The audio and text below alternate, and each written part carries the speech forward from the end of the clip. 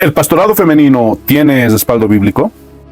Que no existen pastoras, que no es bíblico que la mujer sea pastora. Algo que muchos repiten porque se lo escucharon a otro, que sacaron un texto fuera de contexto cuando Pablo dijo, la mujer calla en la congregación y no le permito a la mujer enseñar. Que lo hizo porque había un caos en la iglesia y necesitaba poner orden. Señores, la Biblia se estudia en lo histórico, en lo religioso, en lo cultural. Pablo nunca abolió el liderazgo de la mujer en la iglesia. Pero quiero que estudies esto que te voy a nombrar para que no andes repitiendo cosas sin estudiar. El mismo Pablo reconoció la labor de las mujeres en todos los ministerios nombrados en Efesios 4:11. Apóstol, profeta, evangelista, pastores y maestros. Pablo identificó en Romanos 16:7 a Junia como apóstol, una mujer. En Hechos 21:9 menciona a las 4 hijas solteras de Felipe que eran reconocidas como profetisas. Pablo señaló a 2 mujeres que combatieron juntamente con él en el Evangelio, Evodia y Sintique, evangelistas. Finalmente, en el ministerio de pastores y maestros vemos a mujeres que lideraban iglesias en sus casas, como Priscila, Lidia, probablemente Chloe. Pablo en Colosenses 4:15 saluda a Ninfa y a la iglesia que está en su casa. En ningún momento dice saludan al sacerdote o al apóstol, sino que se dirige directamente a ella, lo que es muy posible que ella fuera la líder de su iglesia. Esto es solamente el Nuevo Testamento. Si vamos al Viejo Testamento encontramos a Miriam, que era profetisa del pueblo de Israel en la época del Éxodo. Y Débora no solamente era profetisa, también era jueza. Señores, el mismo Dios de Débora es el mismo Dios de nosotros, es el mismo Dios de hoy, de ayer y de siempre. Si Dios es el que reparte dones, ¿acaso se equivocó Dios con darle dones a las mujeres? Amigos hermanos de Casa de Oración, sean bienvenidos a su programa Temas Controversiales dentro de la Iglesia Cristiana. Soy el hermano Marco Quinteros y hoy estaremos viendo si lo que dice esta mujer es verdad. Pero antes de empezar, quiero decirles a todas mis hermanas que nos ven por nuestro canal que esto nada tiene que ver con el machismo. Dios no es machista. Tampoco esto tiene que ver con lo cultural. Nada tiene que ver con superioridad o capacidad. No es que el hombre sea más capaz que la mujer. No. Y mucho menos tiene que ver con que Dios ame más a los hombres que a las mujeres.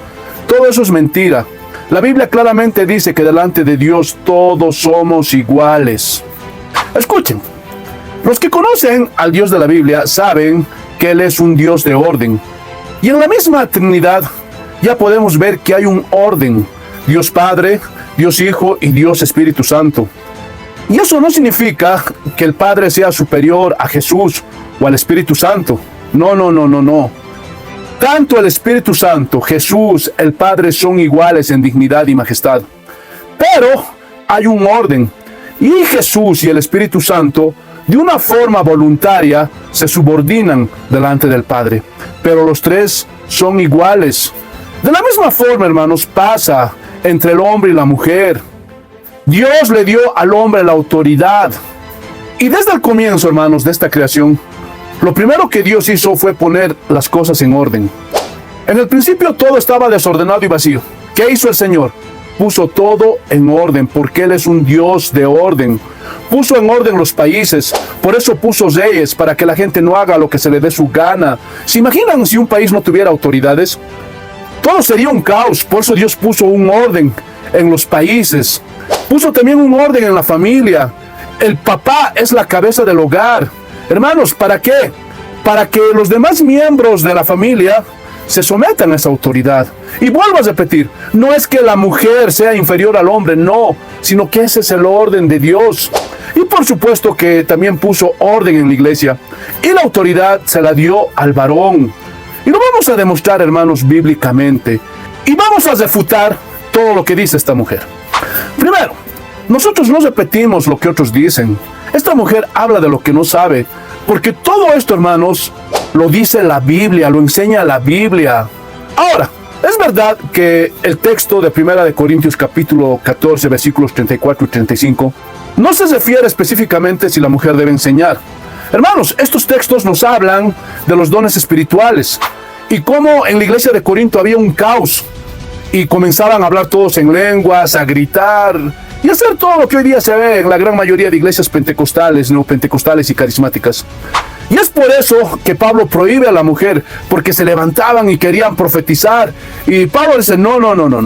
Dentro de la iglesia todo debe hacerse decentemente y en orden.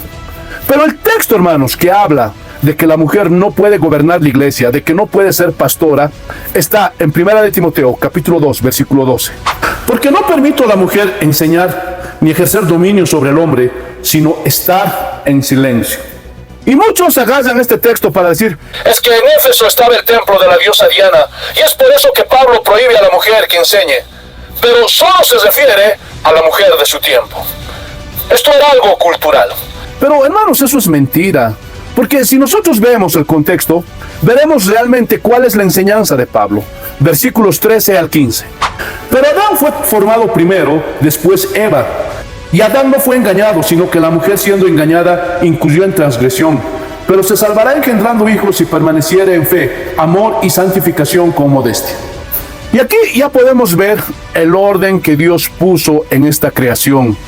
Hermanos, el hombre fue creado primero. Esto no es algo cultural, no, sino que es el orden de Dios. Y no solo eso. Si nosotros vemos en el capítulo 3, versículos 1 al 7, Pablo hace la lista de requisitos para ser pastor y no pastora. Hermanos, el llamado a gobernar la iglesia es para el varón y no para la mujer. Segundo, es verdad que Pablo nunca abolió la autoridad de la mujer en la iglesia. ¿Por qué? Por la sencilla razón de que la mujer nunca tuvo autoridad dentro de la iglesia. Y vamos a debatir los falsos argumentos que saca esta mujer. Romanos capítulo 16, versículo 7. Saludad a Andrónico y a Junias, mis parientes y mis compañeros de prisiones, los cuales son muy estimados entre los apóstoles y que también fueron antes de mí en Cristo. Ahora, si nosotros escudriñamos este texto, aquí no dice que Andrónico y Junias eran apóstoles, sino que eran estimados de los apóstoles. Ahora, esta mujer dice que Junias es una mujer. Bueno, eso sí es relevante, porque en realidad no es claro ese nombre. Muchos dicen que es una pareja de esposos, algunos dicen que son dos hombres, pero eso sí es relevante, porque aquí no está diciendo que ellos eran apóstoles, sino que eran estimados, queridos por los apóstoles. Esta mujer está especulando sobre este texto. Luego esta mujer saca Hechos capítulo 21, versículo 9. Este tenía 4 hijas doncellas que profetizaban. Y aquí se está refiriendo a las hijas de Felipe el evangelista. Pero, hermanos, escúchenme bien. Los profetas del Nuevo Testamento no eran igual a los profetas del Antiguo Testamento. Los profetas del Antiguo Testamento tenían autoridad, y por medio de ellos Dios hablaba al pueblo. Y toda la revelación que recibieron está escrita en el Antiguo Testamento. Por eso dice Efesios 2:20 que la iglesia debe ser edificada sobre el fundamento de los apóstoles y profetas. Pero después de la muerte de los apóstoles, la revelación está cesada. Y los profetas del Nuevo Testamento solo hablan para edificación, exhortación y consolación, pero no tienen ninguna autoridad. Aquí no se ve que las hijas de Felipe gobernaban la iglesia y le daban órdenes a Pedro, a Pablo o a Juan. No, ellas no tenían ninguna autoridad. Simplemente ellas profetizaban para consolación, exhortación y edificación y nada más. Y esta mujer también saca Filipenses capítulo 4, versículo 2. Ruego a Evodia y a Sintique que sean de un mismo sentir en el Señor. Y aquí en ningún momento Pablo está diciendo que ellas son evangelistas. Esta mujer se está inventando eso. Sino que Pablo les dice que se regocijen en el Señor. Y que Evodia y Sintique sean de ese mismo sentir. Y que se regocijen en el Señor. Y nada más. Ahora, Lidia, Priscila y Chloe, no hay registro bíblico que diga que hayan sido pastoras o maestras. No. Tal vez ella se refiere a la ocasión en que Priscila enseñó junto a su esposo Aquila a Apolos. Pero ella nunca en la Biblia registra que fue pastora o maestra. No. Sino que evangelizó, cumplió la comisión que Jesús había dado a todos los cristianos. Y ahí están incluidas las mujeres, porque las mujeres sí pueden evangelizar. Pero no es que sean evangelistas o que tengan ese llamado para ser evangelistas, no. Pero pueden evangelizar en sus casas, a su familia, a sus vecinos, etcétera, etcétera. Pero nada más. Pero eso no significa que tengan autoridad dentro de la iglesia. Y en Colosenses capítulo 4, versículo 15, habla de la casa de Ninfas, donde se reunía la iglesia. Pero eso no significa que Ninfas sea la pastora o la líder de su iglesia. No, esta mujer está especulando, se está inventando. Sino que en la iglesia primitiva, hermanos, la iglesia se reunía en la casa de los hermanos. No tenían auditorios, no tenían locales propios, sino que lo hacían en la casa de los hermanos. Y en esta ocasión la iglesia se reunía en la casa de Ninfas. Pero eso es todo. Después esta mujer saca mujeres del Antiguo Testamento y habla de Miriam, la hermana de Moisés y Aarón, y dice ella era profetisa, pero ella nunca tuvo autoridad dentro del pueblo de Israel. La autoridad siempre estuvo sobre Moisés y Aarón.